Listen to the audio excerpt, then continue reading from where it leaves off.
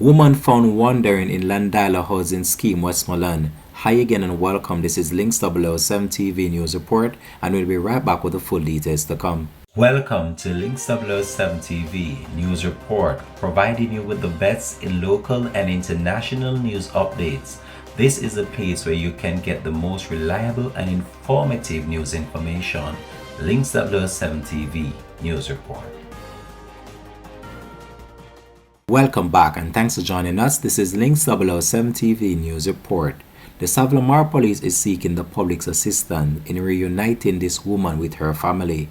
She was found wandering in Llandilo Phase 4 housing scheme in Westmoreland. She is unable to give her name.